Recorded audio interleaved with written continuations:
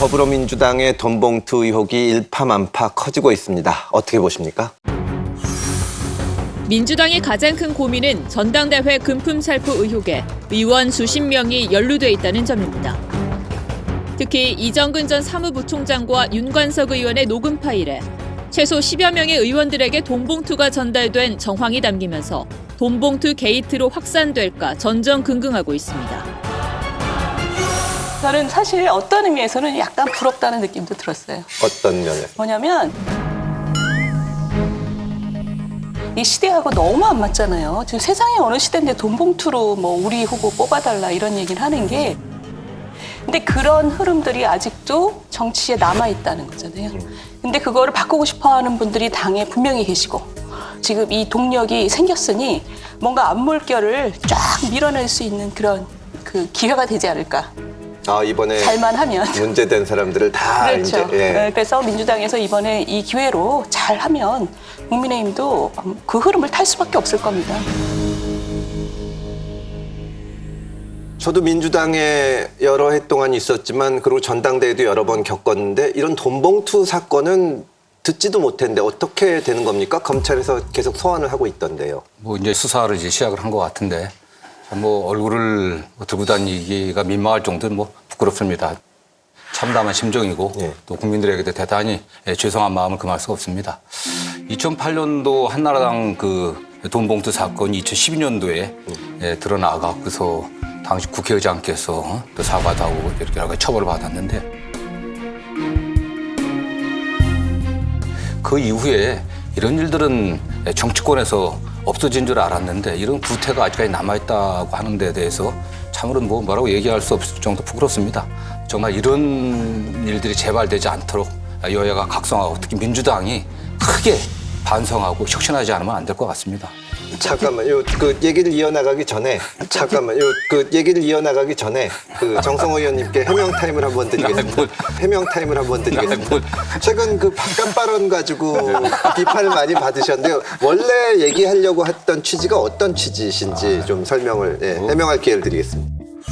금액이 뭐 국민들 전체적으로 뭐 큰 금액이라고 생각하지만은 대개 실무자들의 뭐 차비, 뭐 진짜 소위 말하는 기름값, 뭐 식대 이런 정도 수준이거든요, 사실은요. 전체적으로 보면 금액 크지만 어쨌든 뭐 이건 그 자금 자체가 그냥 불법이에요, 사실은. 불법이기 때문에 금액의 다화를 떠나갖고 분명하게 책임을 져야 될 것이고 거기에 대해서 뭐 이론의 여지가 없다고 생각합니다. 뭐 다만 대개 이제 그 의원들이 그런 요구들을 많이 받아갖고 대개 뭐 밥값도 달라, 뭐 기름값도 달라, 뭐 이런 요구들을 많이 해갖고 뭐 그렇게 쓰지 않았겠냐 이런 취지를 얘기하는 겁니다. 그냥. 그러니까 저도 선거 때 그런 예. 요구를 실제로 받아봤지만 이거 제가 그 사람한테 그렇게 얘기했어요. 내가 이래가지고 당선돼도 감옥 갈 텐데 내가 이걸 왜 하냐. 근데 정 의원님께서 사과하셨지만 또 장경태 의원이 나서가지고 50만 원쯤이 뭐가 문제냐 뭐 이런 얘기를 하고 계시는데 이건 뭐 50만 원이든 10만 원이든 이게 어쨌든 뭐 법상 회계에 보고되지 않은 자금들은 다 불법이거든요. 그건 잘못된 거고요. 이런 일이 반복돼서는 안 되겠죠. 그리고 아무리 운동원들이나 지지자들이 또 그런 걸 요구해도 거기에 불법에 대해서 국회의원들이 응해서는 안 되겠죠. 송영길 전 대표는 2021년 전당대회에서 뿌려진 돈봉투와 자신은 상관이 없다고 선을 그어왔습니다. 하지만 검찰이 확보한 이정근 전 부총장의 녹음 파일 속에는 다른 내용이 담겼습니다. 강내구 수자원공사 감사가 이 전 부총장에게 송 전 대표가 돈봉투 살포에 관여한 정황을 밝힌 겁니다. 영길이 형이 그 뭐 어디서 이제 구했는지 그런 건 모르겠지만 내용은 모르고 많이 처리를 많이 했더라고. 송 전 대표가 돈봉투 관리에도 개입했음을 시사하는 내용도 담겼습니다. 조금 그 성만이 형이 준비해 준 걸 가지고 인사를 했습니다. 내가 그때 잘했네, 잘했어 막 그러더라고. 그 녹취록에는 네네. 송 전 대표도 아는 것처럼 보이는 정황이 나오고 그러고 있단 말씀입니다. 지금 보여주는 송영길 전 대표의 해명에 대해서는 어떻게 보십니까? 모르겠습니다. 녹취록의 이제 부분만 갖고서 구체적인 사실관계를 확정하기는 좀 어려울 것 같은데요. 네. 다만 정황상 충분히 의심받을 만한 상황 아니겠습니까? 네. 그렇든 아니든 간에 본인이 나갔던 전당대회에서 일어난 사건이기 때문에 네. 들어오셔갖고 네. 어쨌든 검찰의 진상규명에 협조하는 게 바른 길이겠죠. 그리고 또 당의 당대표 지는 분은 아니겠습니까? 그리고 서울시장도 나왔던 분인데 좀 더 책임 있게 결단을 내리고 가능한 빠른 시일 내에 귀국하셔갖고 또 검찰서에 협조하고 또 이런 일이 재발 안 되게 하는데 본인이 또 역할을 하는 게 도리라고 생각합니다. 네, 말씀 그대로 2023년에도 이런 기사가 있어야 하는가 정말 참 가슴 아픈 일이다라는 생각을 하고요. 도대체 한국 정치는 어디로 가고 있는가 하는 생각을 할 수밖에 없었는데요. 저는 그 내용을 들어보면 아니 이게 정말 정치 집단인가 범죄 집단인가 하는 생각을 할 수밖에 없었는데요. 굉장히 놀라운 것은 일단 뭐 저희 나이대나 그 이상이 되면 대부분이 이제는 같은 뭐 학교 출신들도 다 높임말 쓰고 뭐 누구누구님 뭐 이렇게 부르거나 적어도 선배 이 정도까지는 하지만 오빠, 누나, 언니 어떻게 이런 관계가 있을 수 있을까? 아니 그렇게 하지 마. 오빠가 받아서 나한테 줘. 아니 모자라면 오빠 채워야지 무조건. 하는 김에 다 해야지. 오빠 이렇게 얘기하는 것을 보면 아 정말 참 이 어떻게 이게 이런 사적인 관계가 가능할까? 뿐만 아니라 돈을 소위 후킹한다라고 하나요? 돈을 받을 때 어떻게 받아야 하는가? 1,000만 원을 달라고 얘기하면 500만 원은 마지못해서 준다. 월요일 날 오면 밥값이 없다. 현찰로 좀 마련해줘라. 얘기해 놓으십시오. 얼마? 그러면은 1,000만 원 이렇게 얘기해야 돼. 그러면 얘는 100만 원을 생각하고 있다. 1,000만 원을 두드려 맞기 때문에 500을 갖고 옵니다. 아시겠죠? 진짜 완전 엑기스 전수해주네요. 이게 범죄 집단이 아니고 이런 얘기를 주고받을 수 있는지 저는 참 물론 저는 더불어민주당에도 굉장히 훌륭한 의원님들 많으시고 또 정성호 의원님도 그분 중에 또 정성호 의원님도 그분들 중에 한 분이시다라고 믿고 있습니다만은 그러나 적어도 이 얘기들을 전화 녹취를 듣는다라고 하면 이것은 범죄 집단이 아니면 도무지 있을 수 없는 일이다. 이것은 무슨 정말 저는 분노할 수밖에 없었고요. 그리고 이제 그 내용 안에 들어가서 보면은 결국 송영길 대표도 본인이 직접 처리한 것들도 있다. 이런 내용들도 나오는 것을 보면 영길이 형이 그 뭐 어디서 이제 구했는지 그런 건 모르겠지만 내용은 모르고 많이 처리를 많이 했더라고. 그래서 많이 처리한 거하고 여기 그 우리 그 조직본부하고는 상관이 없는 거 아닐까? 상관이 있는 거야? 상관이 있지. 어차피 같이 일하는 사람들 다 자기가 다니면서 조금 준 거니까. 어차피 뭐 그 돈이 그 돈인데 뭐. 소위 낮은 차원에서 이루어진 돈 봉투도 있고 또 대표 후보가 직접 한 봉투도 있는 것이 아닌가 하는 생각을 하게 되어서 상당히 광범위하게 이루어진 일이 아닌가 하는 추정을 하게 됩니다. 정성호 의원님 이 문제를 송영길 대표가 아마 몰랐을 거다 이런 말씀하셨는데 저는 이게 뭐 본인이 직접 했단 모르지만 이렇게 자기 밑에서 도와주던 참모인 의원들이라든가 또는 원외위원장들 또는 뭐 전 당직자 이런 사람들이 돈 나눠주는 걸 안다고 하면은 비밀이 보장되겠습니까? 그건 사실 정치 생명 끝난 일이거든요, 사실은.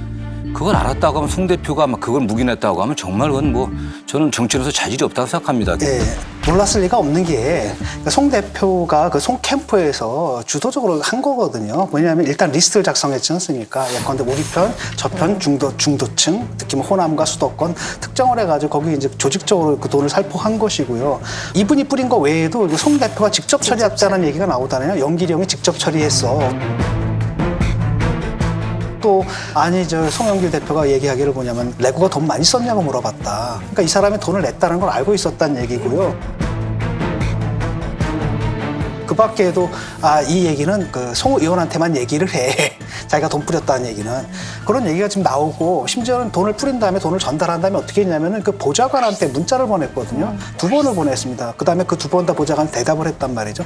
라고 한다면 캠프 차원에서 이건 저지른 일이고 그 위에는 사실 송영길 대표가 있다라고 보는 게 합리적이죠.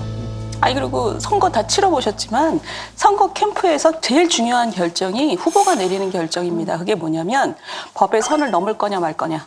우리는 무조건 합법으로 한다. 이렇게 그 방향을 정하는 건 후보예요. 근데 선을 이러이러한 문제는 넘을 수도 있는데 그런 경우에 책임은 네가 알아서 하는 거다라고 말을 하는 경우가 대부분이죠. 정 의원님도 다 동의하실 것 같은데요. 그렇죠? 다 동의하실 것 같은데요. 그렇죠? 게다가 만약에 올랐다고 이제 한다면 전당대회가요 약간 굉장히 어수선해갖고 전 모르겠습니다. 대표가 나온 후보가 지역 돌아다녀야 되죠, 토론회 해야 되죠 해서 그런 상황들을 실제 그 파악하고서 어떤 지시를 내는지는 뭐 그런 면에서 좀 조금 뭐 의심스러운 점이 있다는 거고 어쨌든 간에 뭐 이건 이제 수사를 통해 갖고 밝혀지면은 정말 그에 상응하는 엄중한 좀 책임을 져야겠죠. 그 이정은 씨하고 제가 국회의원 선거 때 둘이 라이벌이었어요. 아, 그렇죠. 네, 네. 서초갑에서. 저는 그때 완전히 생초보였죠. 근데 그 보니까 이분이 그 경력이 대표 경력이 MBC PD 수첩 작가예요. 근데 그분이 그 서초의 당협위원장, 그러니까 지역위원장으로 오기 전에는 무슨 일을 했냐면 그 당시에 새누리당 그 저 구청장 후보 캠프에서 자원봉사를 했어요. 그리고는 시간이 얼마 지난 다음에 민주당 지역위원장으로 갑자기 바뀌어서 그때부터 쭉 후보예요. 그래서 저는 저분은 직업이 후보네 이런 생각을 했었거든요. 근데 제가 저렇게 직업이 후보로 계속 떨어질 정도면 당을 위해서 얼마나 헌신을 할까 했더니 이번에 보니까 그때 저랑 그 선거하고 있을 때도 이미 그 사업가 박 씨로부터 뇌물을 아주 열심히 챙기고 있더라고요. 그러니까 뭐냐면 떨어질 만한 곳에 가는 게 당에 대한 헌신이나 충성이 아니라 이분은 그때도 영업을 하고 계셨던 거예요. 그러니까 지역위원장이라는 명함을 가지고 뇌물을 많이 챙겼고 근데 그런 분이 이번에 보면 살림을 내가 산다라는 얘기가 나오잖아요. 녹취록에. 근데 오늘 이성만은 여기 살림을 누가 사냐? 그건 내가 산다. 그랬더니 그러면 내가 이정근 위원장을 주고 갈게. 송영길 의원한테만 말해줘. 이러더라고. 들어온 걸 대략적으로 저 송한테는 한번 살짝 얘기해 줘야지. 아니 그 조금 모아주면 얘기하지. 야 100만 원 들었다고 얘기하면 그렇잖아. 아니. 그분이 그런 분이라는 거를 민주당에서 몰랐을까요? 작년 가을에 정철승 변호사가 그랬잖아요. 저 사람 구속되면 민주당 큰일 난다. 이미 작년 9월에 정철승 변호사가 경고를 했고. 그러니까 저는 민주당에서 이 민주당의 문화가 굉장히 그 뭐랄까요? 좀 숭고한 말을 너무 많이 하잖아요. 그런데 숭고한 말을 너무 많이 하잖아요. 그런데 어떻게 이런 일이 그 이정근이라는 분을 그렇게 중용한 것도 굉장히 이상하고. 예, 논리적으로만 생각해 봅시다. 왜냐하면은 이정근 씨가 사실은 들키면 감옥 갈 수도 있는 일을 한 거거든요. 라고 했는데 이걸 갖다 후보한테 그로 인해서 혜택을 볼 수 있는 사람한테 알리지도 않고 했다? 그렇다면 이정근 씨 무슨 기부천사입니까? 어?